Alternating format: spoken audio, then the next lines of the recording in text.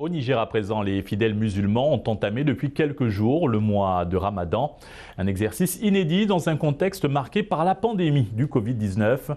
Et pour cause, dans le pays, les mosquées ont été fermées sur instruction des autorités.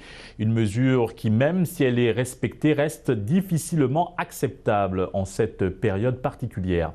Le reportage de notre correspondant sur place, Jean-Djibril William.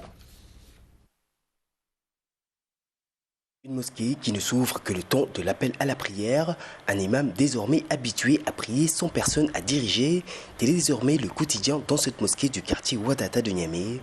Cela fait 3 semaines que Youssoufa a dû fermer l'édifice aux fidèles sous demande des autorités, une mesure de plus en plus difficile à vivre.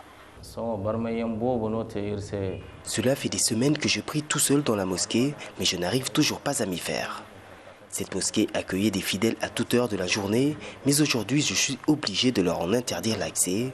Cela me fend le cœur, mais nous ne pouvons que respecter les mesures. Dans la capitale, les prières collectives ont ainsi été interdites afin d'éviter toute contamination au Covid-19, une mesure de plus en plus difficile pour les fidèles en ce mois de Ramadan. S'il n'a plus accès à l'intérieur, Hassan Dingare continue comme chaque année à fréquenter sa mosquée habituelle, même si l'accès se limite à l'esplanade.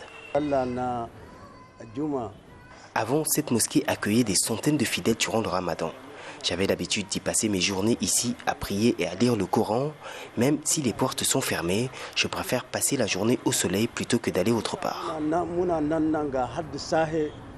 Au Niger, les mosquées sont aussi le lieu de rendez-vous des nécessiteux en période de carême. Il aura donc fallu s'adapter pour certains.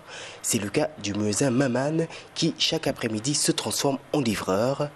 À quelques heures de la rupture, c'est le jeune homme qui se déplace désormais à la rencontre des mondes nantis. Parce qu'au début, c'était les gens qui venaient à la mosquée. On faisait la rupture collective ensemble. Et après, on prie. Chacun rentre chez lui. Mais maintenant, comme tout ceci n'est pas possible, donc on fait des kits qu'on va aller remettre aux fidèles pour qu'ils puissent faire leur rupture. L'interdiction des prières collectives est de plus en plus décriée en cette période de Ramadan où les mosquées se transforment en point focal. Les voix se multiplient pour exiger leur réouverture.